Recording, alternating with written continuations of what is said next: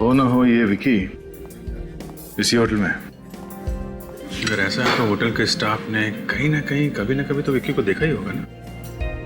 अगर ये विक्की मिल गया तो सारी कहानी का पता चल जाएगा।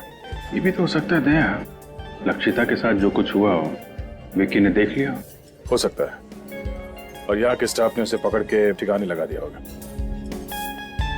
चुप सुन, हमें विक्की को ढूंढना है और हम पर किसी को शक नहीं होना चाहिए, समझे? सर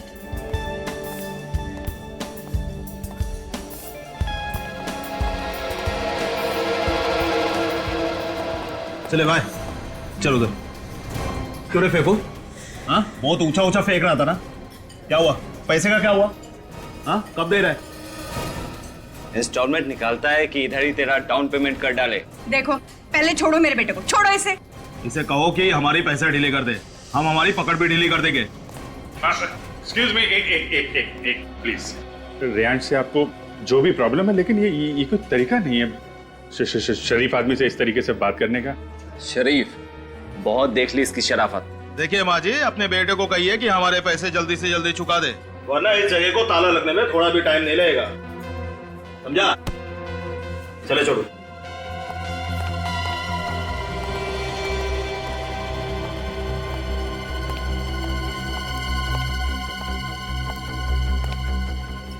चलो मेरे साथ।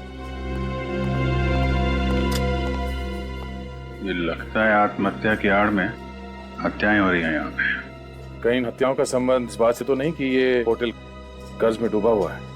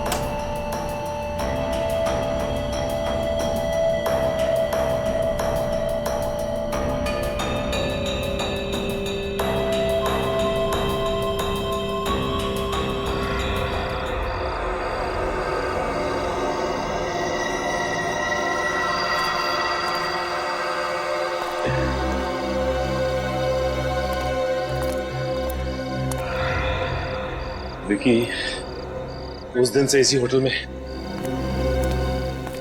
लेकिन होटल वालों को पता ही नहीं। तो ऐसा तो नहीं कि विकी का भी मर्डर हो गया? सर मुझे तो लगता है कि इन्होंने विक्की की लाश को इस होटल के बाहर के ठिकाने लगा दिया।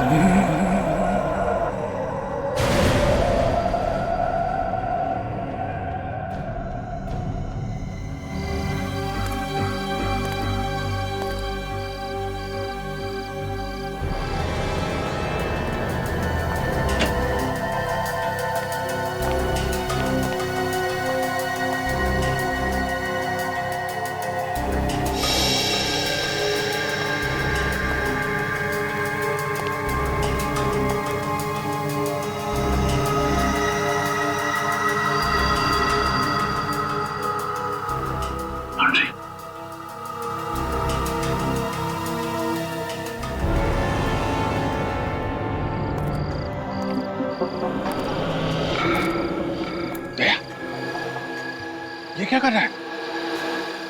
अरे अरे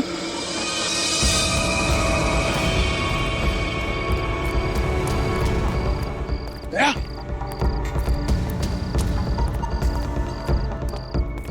अरे दया, क्या कर रहे हो? क्या सर? अरे क्या कर रहा है ये? दया, क्या कर रहे हो?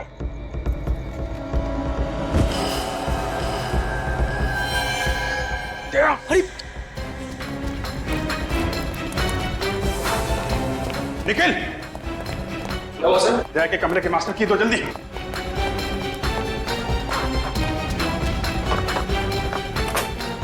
दया, ये क्या कर रहे हो? दया, सर लेटे चलो जल्दी। दया, इसको लेटो इधर जल्दी। दया, संभल के। सर दया, सर दया, सर डॉक्टर को बुलाओ जल्दी। दया, क्या हुआ है? सर लगता है सर को कोई नशीली दवा दी गई है। मगर वो आदमी अंदर आया कहां से? खूनी दरिंदे नहीं, वो सारे के सारे कुल्हाड़ी लेके मुझे मारने आ रहे हैं। नहीं, और वो औरत, उससे कहो कैसे चीखे नहीं। मैं पागल हो जाऊंगा, पागल हो जाऊंगा, मैं पागल हो जाऊंगा। मैं कह रहा था सर, कमरे में आत्मा है, कमरे में आत्मा आती है। Shut up ready. ऐसा क्या देख लिया दया ने यहां इस कमरे में?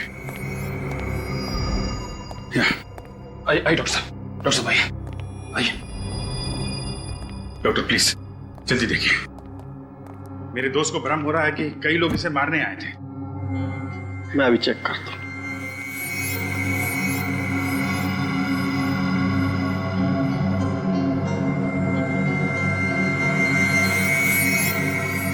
लगता है इन्हें कोई नशीली दवा दी गई है, लेकिन आप लोग चिंता मत कीजिए, मैं एक इंजेक्शन दे देता हूं, थोड़ी देर में बिल्कुल नॉर्मल हो जाएगा।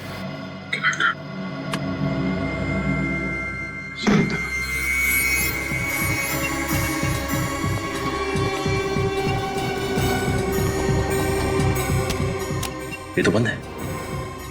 मेरी एक बात समझ में नहीं आ रही है कि जिस होटल के आधे से ज्यादा कमरे बंद हैं, यहां तक कि पेंट्री शॉप और स्टोर रूम भी बंद है, उसमें इस लॉन्ड्री रूम का बंद होना कुछ अजीब सा लग रहा है। मैं काम करता हूं। एक्सक्यूज मी सर, क्या मैं आपकी मदद कर सकता हूँ? अरे वो आधे घंटे से हम लोग रूम सर्विस को कह रहे हैं कि रूम नंबर 321 में कोई बेडशीट चेंज करने आ जाए। सर ये तो लगभग 3 दिनों से जाम पड़ा है। मैं दूसरे विंग से बेडशीट भिजवाता हूँ। प्लीज थोड़ा जल्दी कीजिए। Okay okay sir. सर 3 दिन पहले तो लक्षिता की मौत हुई थी। एक काम करते हैं, अंदर चलते हैं, सब पता चल जाएगा। अब कैसा लग रहा है दया तुम्हें? क्या हुआ? तुम सब लोग यहां कैसे? दया तुम नीचे कूदने वाले थे। I mean, कोई तुम्हें खिड़की से नीचे फेंकने की कोशिश कर रहा था। हम लोगों ने नीचे से देखा और चिल्लाए तो शायद वो आदमी भाग गया, लेकिन हुआ क्या था यहां इस कमरे में? अजीत, मैं इस कमरे में 10:40 में आया और अंदर आके मैंने पहले ये दरवाजा अंदर से बंद किया, फिर उसके बाद मैंने ये लाइट स्विच ऑफ कर दिए और यहां बेड पे लेटा हुआ था कि अचानक मेरा सर घूमने लगा। ऐसे लगा जैसे इस तरफ से बहुत सारे लोग कुल्हाड़ी लेके मुझे मारने आ रहे हैं। उसके बाद शायद मैं बेहोश हो गया। अगर अभिजीत, अगर मैं बेहोश था तो खुद अपने आप उस चेयर पे नहीं चल सकता था। इसका मतलब है कोई और यहां इस कमरे में आया था। हाँ दया, मगर निखिल बाहर पहरे पे था तो आदमी अंदर आया कैसे? और हमारे आने से पहले वो भागा कहां से? दरवाजा तो अंदर से बंद था।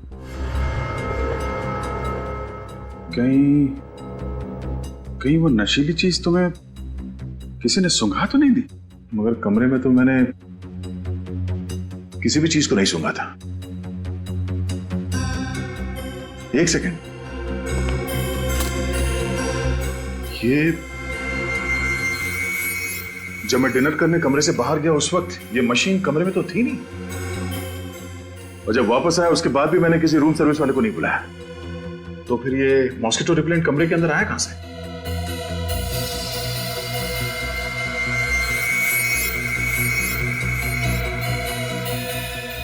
तो इसमें है वो नशीली दवाई। तभी जिन जिन लोगों को इस कमरे से फेंक के खून किया गया था, उनकी पोस्टमार्टम रिपोर्ट में ड्रग्स का नामो निशान नहीं था।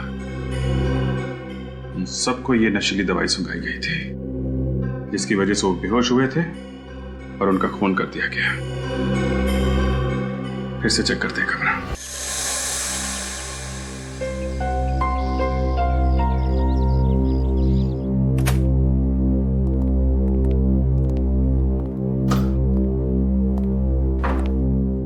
सर, ये है आपका रूम। सर, अगर आपको खाने पीने की किसी भी चीज का ऑर्डर देना हो तो वो रहा फोन सर, नंबर 9 डायल कर दीजिएगा। Thank you. सर सुना, मैं बहुत थक गया हूँ, मुझे कोई डिस्टर्ब ना करे, तो बाहर दरवाजे पे डू नॉट डिस्टर्ब का बोर्ड लगा देना। जी sir, definitely sir. Have a good day sir. Thank you. Sir, हम लोग हमेशा ऐसा क्यों सोचते हैं कि खून हुआ है? एक्सीडेंट भी तो हो सकता है।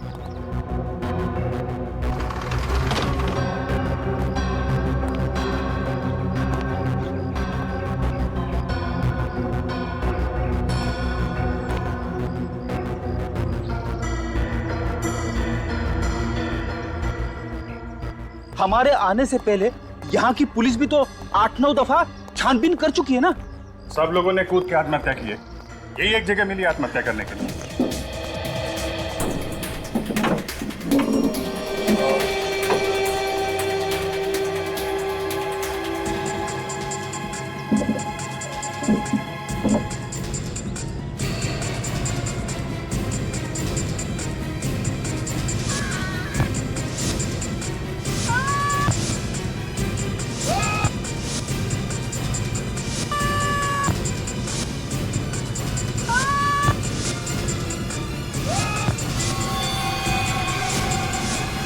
मुझे तो लगता है कमरे में आत्माएं घुस गई है। फिर भाई? सर, आत्मा कहती है कुछ जा, आदमी कुछ जाता है। फ्रेडी, अगर मैं थोड़ी देर तुम्हारे साथ और रहा ना, मैं खुद आत्मा बन जाऊंगा। दया, ये क्या कर रहा है? अरे दया, नीचे हटो। दया, दया, नीचे हटो, नीचे हटो। क्या कर रहे हो? होटल वालों को पता नहीं चलना चाहिए कि हम लोग कौन हैं। जल्दी चलो।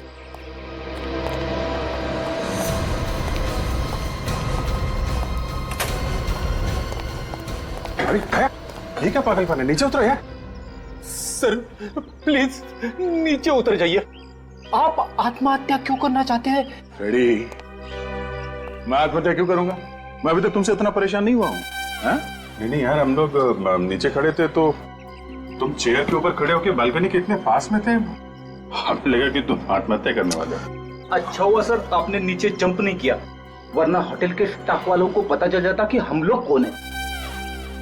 अब जीतिए, देखो यहाँ से नीचे कूदने के लिए मुझे इस कुर्सी की जरूरत नहीं है। कुर्सी के बगैर भी मैं ऐसे कूद सकता हूँ, लेकिन अगर किसी और को नीचे फेंकना पड़े, वो भी इस तरीके से कि वो मुंह के बल गिरे, इसके लिए चेयर का इस्तेमाल करना पड़ेगा।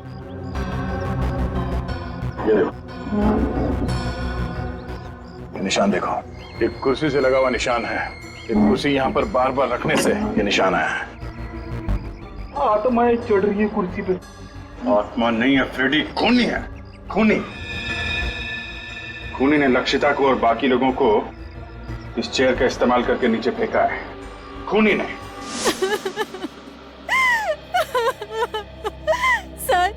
सर प्लीज मेरी मदद कीजिए। होटल ब्लू रॉबिन में मेरी बेटी का खून हुआ है, मगर कोर्ट घर की पुलिस ने इसे आत्महत्या करार कर दिया है। माया जी, आप चिंता मत कीजिए। अगर आपको लगता है कि ये आत्महत्या नहीं हत्या है तो हम हत्यारे को जरूर पकड़ेंगे, लेकिन पहले आप प्लीज पूरी बात बताइए। सर रात को 2 बजे होटल से फोन आया कि मेरी बेटी लक्षिता ने अपने कमरे से कूदकर सुसाइड कर लिया है।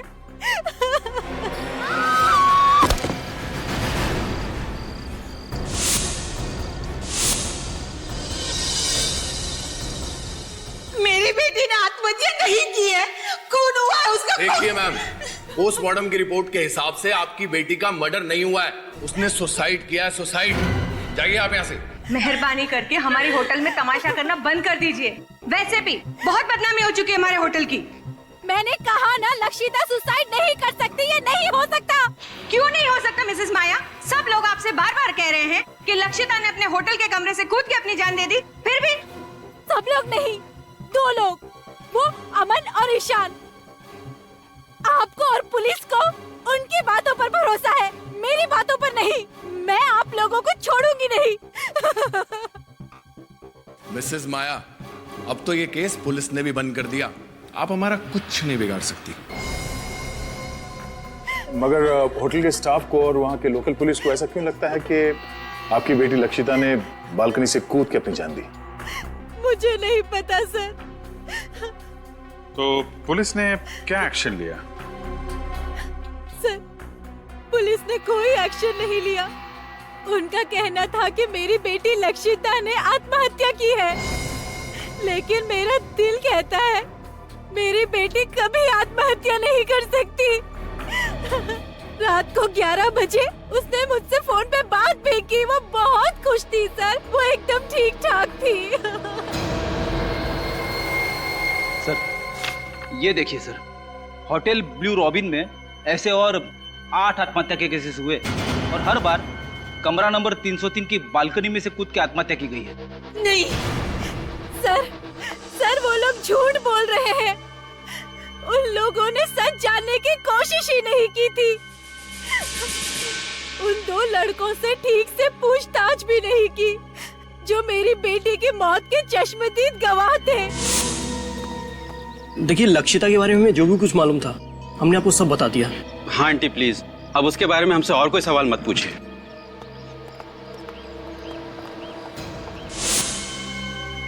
सर, ये रिपोर्ट देख लीजिए। 4 लड़कियों की मौत हुई है और 4 आदमियों की। सबकी मौत रात 11 बजे से रात 1 बजे के बीच में हुई है। और पुलिस को किसी पे शक नहीं? हाँ सर, उनका कहना है कि लक्षिता की तरह बाकी 8 लोगों ने जब कमरा नंबर 303 की बालकनी में से कूद के आत्महत्या की, तब कमरे में और कोई नहीं था। पूरा कोटघर उस होटल की बालकनी को भूतिया बालकनी कहता है। अगर उस होटल में ये सब हो क्या रहा है, ये तो पता लगाना पड़ेगा दया। 9 अलग अलग लोगों ने एक ही कमरे की बालकनी से कूद के आत्महत्या क्यों की? आखिर ऐसा है क्या उस बालकनी में? इस कमरे में बहुत बड़ा राज छिपा हुआ है। होटल के स्टाफ को और होटल के मालिक को सब पता होगा कि सब क्यों हो रहा है। जब नीचे रिसेप्शन में मैंने यही कमरा मांगा तो होटल का मालिक रेयांश और बाकी के स्टाफ मेंबर्स का चेहरा एकदम फीका पड़ गया था। हम लोग यहाँ करीब 1 हफ्ते रहेंगे। हमने यहाँ पास वाले केंद्र में औरतों की सुरक्षा और शिक्षा के लिए एक अभियान का आयोजन किया है। बहुत अच्छा काम कर रहे हैं आप लोग। हाँ वो तो है। आप मेरा नाम रेयांश है, मैं इस होटल का मालिक हूँ और ये मेरे मैनेजर हैं समर्थ। ये पर्सनली आपकी जरूरतों का ध्यान रखेंगे और आपको यहाँ कोई प्रॉब्लम नहीं होगी। सर, पीछे वाली विंग में आप लोगों के लिए रूम्स रेडी कर दिए गए। पीछे वाली विंग में एक दुविधा है। हम चाहते हैं कि पीछे वाले विंग में नहीं बल्कि आगे वाले विंग में कमरा मिल जाए तो। आगे वाले विंग में? हाँ, और अभी टॉप फ्लोर हो तो और भी बेहतर। टॉप फ्लोर सर, वो एक्चुअली वो तो सकता है, लेकिन कोई दिक्कत है तो कोई बात नहीं, परितोष हम कहीं और होटल में चेक इन कर लेते हैं। नहीं नहीं सुदर्शन जी, दूसरे होटल में क्यों जाएंगे? ये है ना मालिक जी, रेयांश जी, आप देखिए ना, इनके पसंद का कमरा दीजिए ना इनको। ठीक है, बस तो प्रॉब्लम क्या है? आप हमें कमरा दिखा दीजिए, जो पसंदीदा कमरा है वो हम चुन लेंगे। ठीक है सर। Sir 1 minute. कुछ सर, अब क्या करें? देखो 1 लाख का सवाल है, ठीक है ना, और वैसे की वैसे ही बहुत जरूरत है हमें इस टाइम पे। कमरा दे देते हैं, बाकी इनकी किस्मत। ओके सर, ठीक है। चलो चलो। और सुनो, ये सर को रूम्स दिखा दो। Okay sir. ये सामान ले लीजिएगा। जी सर। ये संभाल के संभाल के।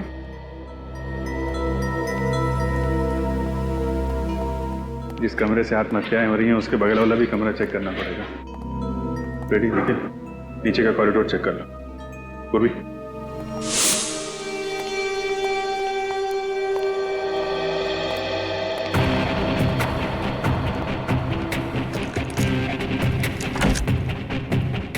ध्यान से देखो, इस कमरे से बगल वाले कमरे में जाने का कोई खुफिया रास्ता है?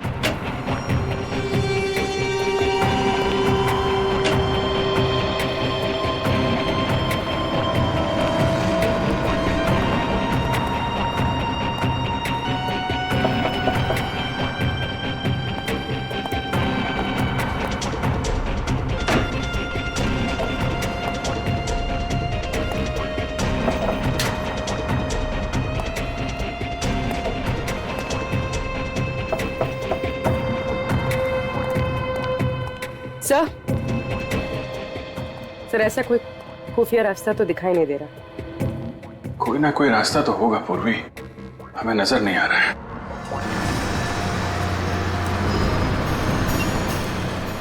अरे भाई साहब, लोकेश लौकी आप ही हैं?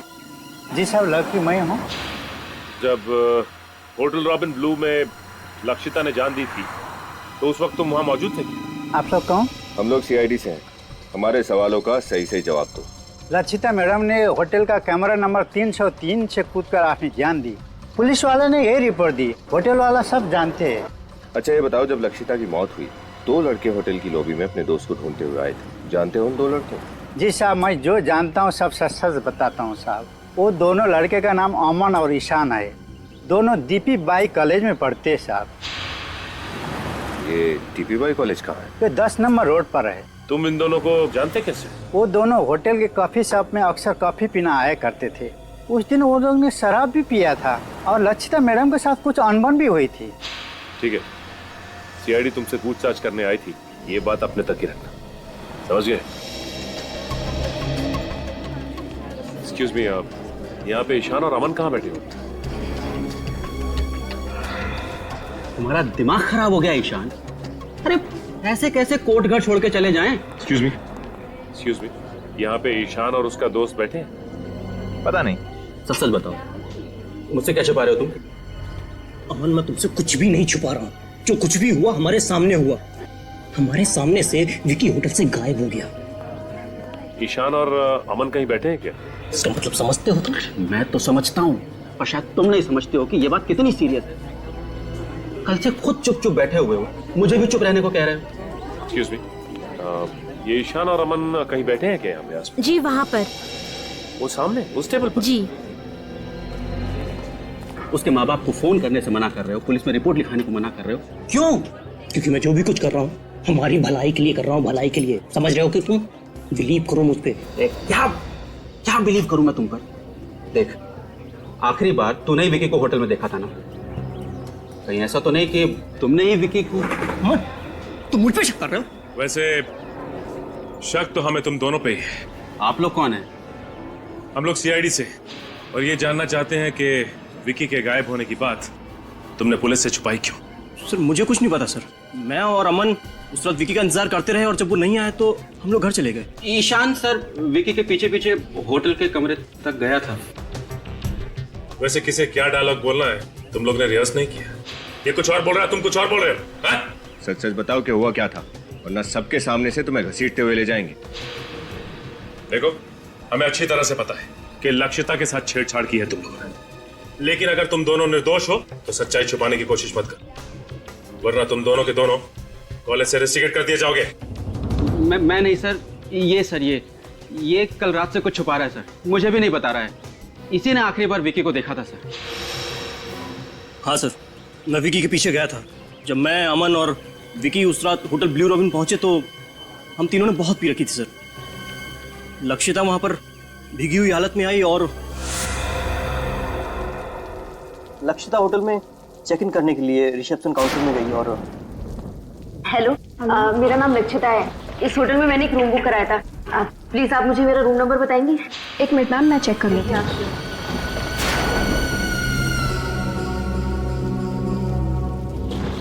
सॉरी मैम, हम वो रूम आपको नहीं दे सकते। मैंने आपके होटल में रूम बुक कराया था। प्लीज आप फिर से देखिए। मैम उस रूम में काम चल रहा है। आपके होटल में कुछ भी काम चल रहा हो, ये मेरी प्रॉब्लम नहीं है। आपके होटल में मैंने रूम बुक कराया था और इसके लिए मैंने आपको एडवांस भी दिया था। अब मुझे मेरा रूम चाहिए बस। मैम आप यहाँ लॉबी में ही वेट कर लीजिए, सुबह तक कोई ना कोई रूम खाली हो जाएगा। क्या? यहाँ इस भीगी हुई हालत में इनके साथ? इन्होंने तो शराब पी रखी है। इनके साथ मैं सुबह तक इस लॉबी में बैठने वाली नहीं हूं। कैसे कैसे लोगों को आप अपने होटल में आने देते हैं? देखिए सर, आप कैसे कर रहे हैं अपने क्लाइंट के साथ? मैंने ऑलरेडी एक रूम बुक कराया था और आप बोल रहे हैं अब उसमें रिपेयरिंग का काम है। मैम मेरा नाम समर्थ है, मैं इस होटल का मैनेजर हूँ। ओह, क्या प्रॉब्लम है? सर मिस लक्षिता को जिस विंग में रूम दिया था उस विंग में काम चल रहा है। ओह, तो दूसरी विंग में कोई रूम खाली? विंग बी में एक रूम है पर वो सुबह खाली होगा, तब तक इन्हें यही लॉबी में वेट करना होगा। वो मैं हरगिज करने वाली नहीं हूँ। अगर आप लोगों को प्रॉब्लम थी तो आपको मेरी बुकिंग एक्सेप्ट ही नहीं करनी चाहिए थी। Relax ma'am. मैम ओफो, शहर में मैं किसी को नहीं जानती हूँ। सर वो ए विंग में 3rd फ्लोर पे वो रूम था ना, क्या नंबर था उसका? तो ठीक है ना, आप वो रूम मुझे दे दीजिए। प्लीज सर थोड़ा सा जल्दी कर दीजिए, मैं ऑलरेडी पूरी भीगी हुई हूँ। रिलैक्स। एक काम करो, बेल बॉय को कॉल करो और मैं एक बार सामान रूम में शिफ्ट करवाओ। जब तक आप ये फॉर्मेलिटीज कंप्लीट कर श्योर।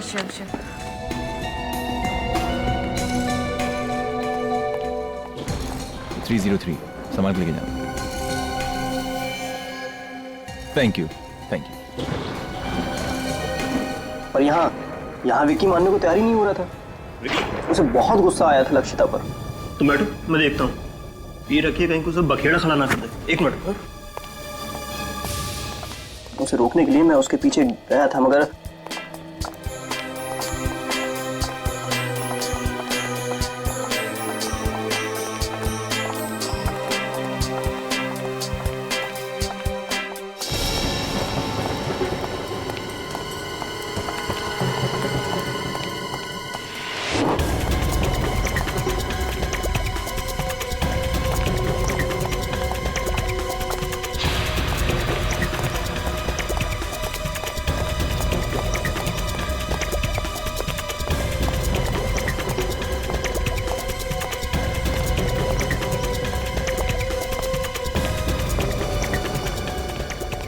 जब मैंने विकी को रूम नंबर 303 की तरफ जाते हुए देखा तो मैं घबरा गया सर, क्योंकि वो रूम तो लक्षिता को दिया गया था।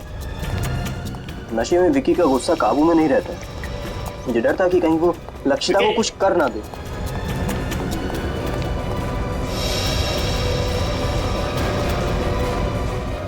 विकी!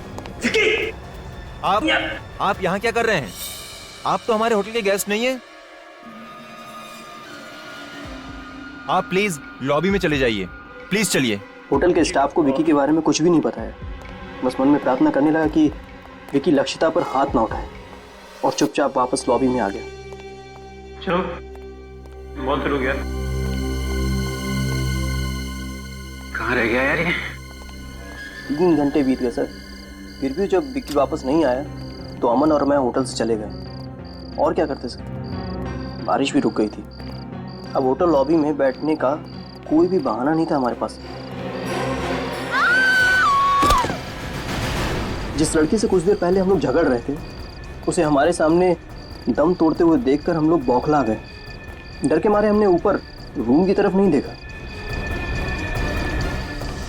समर्थ साहब जल्दी आइए। समर्थ साहब देखिए। Oh my God,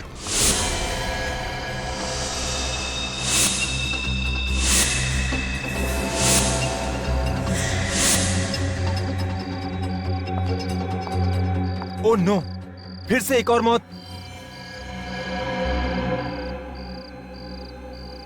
miss Lakshita. 303 sir, Riyansh sir को इन्फॉर्म करना होगा। हाँ, रियांश सर को फोन करके उठाओ। और तुम लक्षिता के रूम में जाकर चेक करो इसका सेल फोन होगा, उसमें इसके घर वालों का फोन नंबर होगा और इस हादसे के बारे में इसके घर वालों को इन्फॉर्म करो। रूम नंबर 303 की ये 9वीं दुर्घटना है। फिर से पुलिस को बुलाना पड़ेगा। और उसके बाद अगले दिन हम फिर से विकी को ढूंढने होटल में गए थे सर, लेकिन पुलिस वहां पहले से पूछताछ कर रही थी और तब तक भी विकी का कुछ पता नहीं चला था। और तुम दोनों अब तक चुप रहे? हाँ?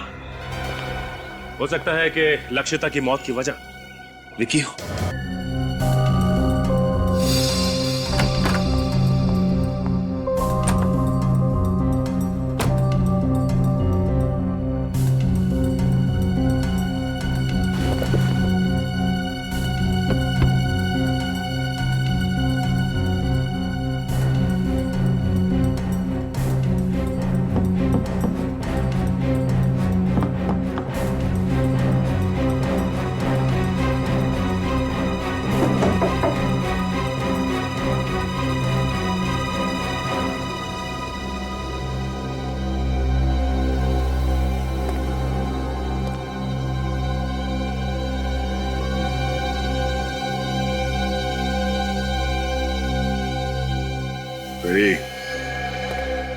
ये देखो प्रोजेक्टर, इसमें है तुम्हारी वो आत्मा। प्रोजेक्टर में आत्मा? हाँ, इसमें वो इमेजेस लोडेड है जो मुझे दीवार पे दिखी थी और 3D इमेज होने की वजह से मुझे लगा कि वो इमेजेस जिंदा है जो मेरी तरफ मुझे मारने के लिए आ रही है। सर, ये प्रोजेक्टर रिमोट कंट्रोल के जरिए इस कमरे के बाहर से भी ऑपरेट हो सकता है।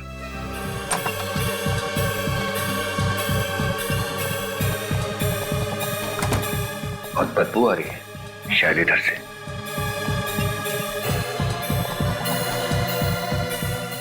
माय गॉड, क्या?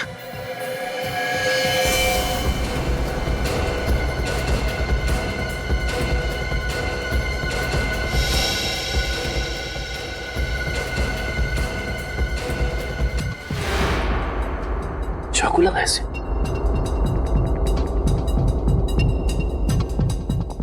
एक काम करो, अभिजीत सर को फोन करो।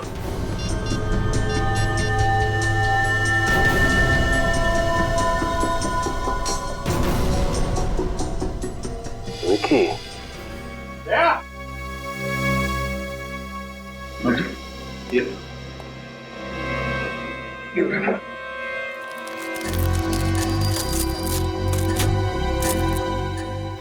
ये देखा, ये है वो खुफिया रास्ता है जहां से वो खूनी इस कमरे में आता जाता था।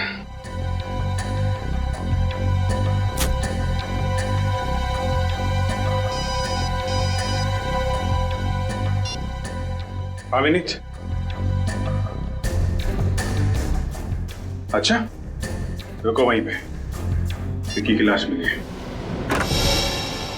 निखिल, होटल के मालिक और मैनेजर को लॉन्ड्री रूम में बुलाओ।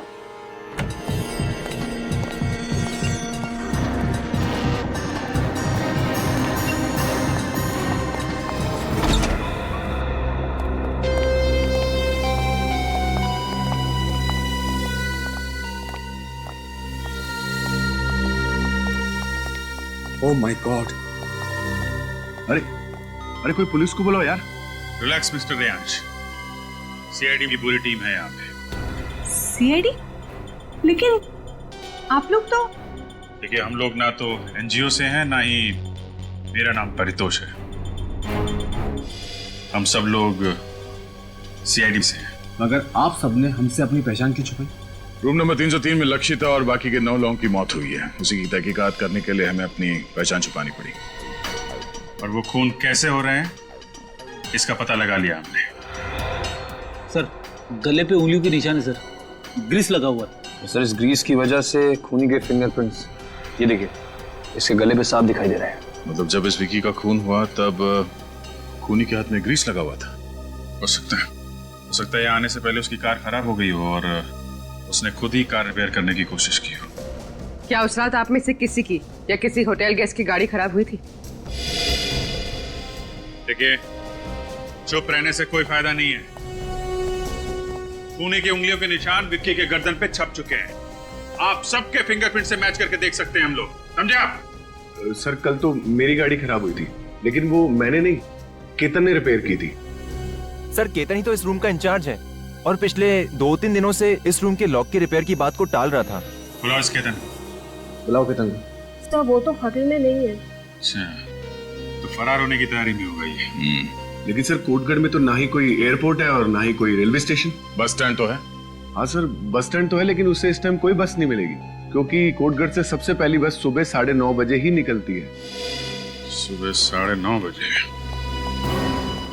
और सुबह होने में ज्यादा देर है नहीं।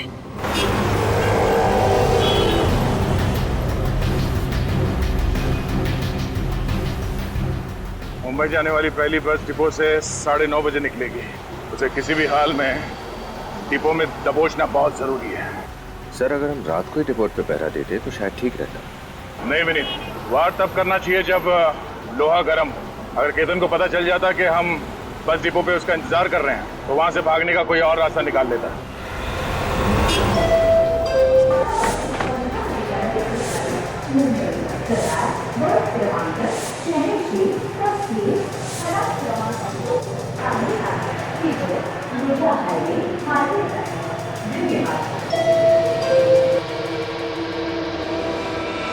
तुम और यहाँ?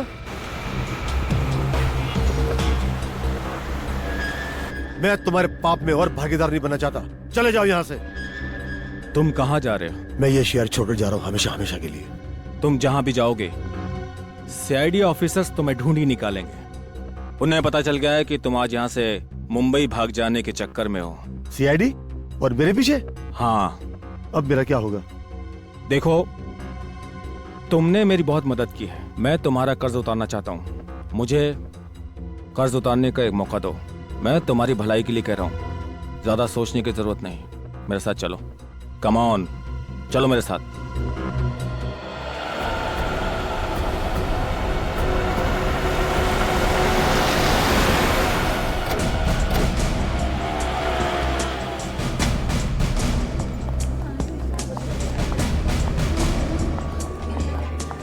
एक्सक्यूज मी, आपने ये आदमी को देखा है कहीं?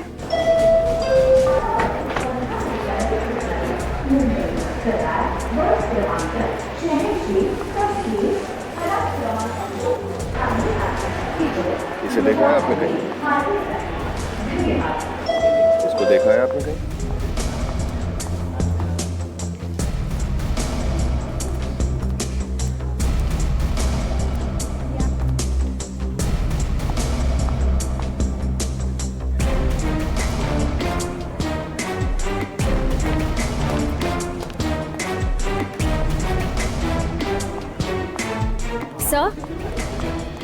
सर, केतन को यहाँ किसी ने नहीं देखा। नहीं विनीत,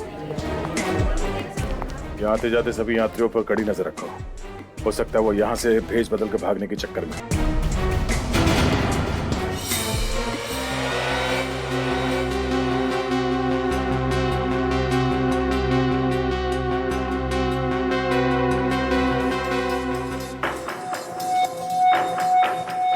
तो मुझे कहाँ ले जा रहे हो? आखिर यहाँ से बचकर भागने का प्लान क्या तुम्हारा? मौत। मौत? किसकी मौत? तुम्हारी मौत। आखिर ऐसे कब तक भागते रहोगे?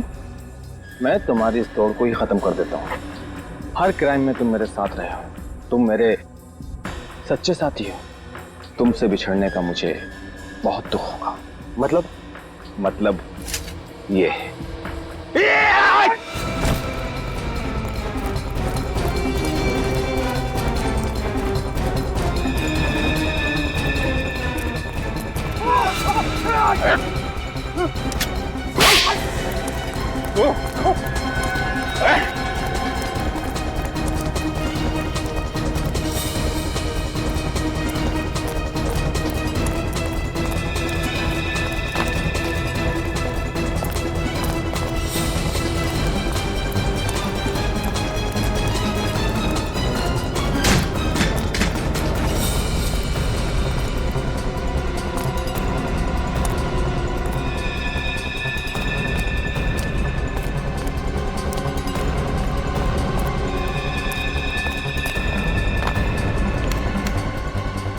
सुबह सुबह जॉगिंग करना सेहत के लिए बहुत अच्छी होती है।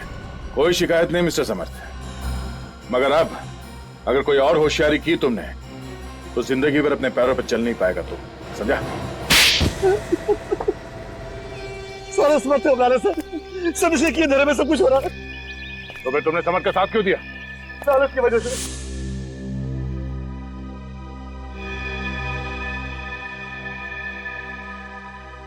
इसने मुझे 10% का पार्टनर बनाने का वादा किया था। मिस्टर समर्थ, तुम तो होटल ब्लू रॉबिन के मैनेजर थे, हाँ? होटल की सारी जिम्मेदारी तुम्हारी थी, तो फिर तुमने ये सब क्यों किया? सच तो यह है कि होटल ब्लू रॉबिन मेरा है। मैं उस होटल का असली मालिक हूँ। क्या? हाँ, रेयांश के पिताजी ने मेरे पिताजी के साथ बेईमानी करके वो होटल अपने नाम पर करवा लिया था, और मैं जानता था कि वो होटल कभी भी मुझे नहीं मिलेगा, लेकिन मैं अपना बदला तो ले सकता था। इसीलिए मैनेजर बनकर तुम उसी होटल में नौकरी कर रहे थे? हाँ, होटल का मालिक एक मामूली सा नौकर बन गया था। ये सब करके तुम चाहते क्या थे? मैं चाहता था कि वो होटल बंद हो जाए। जैसे वो होटल मुझसे छीना गया है, वैसे ही रेयांश और उसके परिवार से भी छीना जाए। अब वही होगा। 10 मौत हुई है वहां, 10। अब रेयांश और उसका परिवार वैसे भी कर्जे में डूबा हुआ है, और वो कर्जा चुकाने के लिए अब उस होटल का कब्जा बहुत जल्दी उन्हें छोड़ना पड़ेगा। और विक्की, उसे क्यों मारा तुमने? विक्की हमारा राज जान गया था। मैं उसे मारना नहीं चाहता था, पर किसी गवाह को जिंदा भी नहीं छोड़ सकता था। मुझे तुम पर तरस भी आ रहा है और गुस्सा भी। रेयांश के पिताजी ने तुम्हारा हक छीन लिया, गलत किया, मगर तुम्हें भी कोई हक नहीं है कि अपना बदला लेने के लिए 11 बेकसूर लोगों की हत्या कर दो। बस अपने आखिरी दिन गिनने शुरू कर दो, तुम्हें तो फांसी होके ही रहेगी।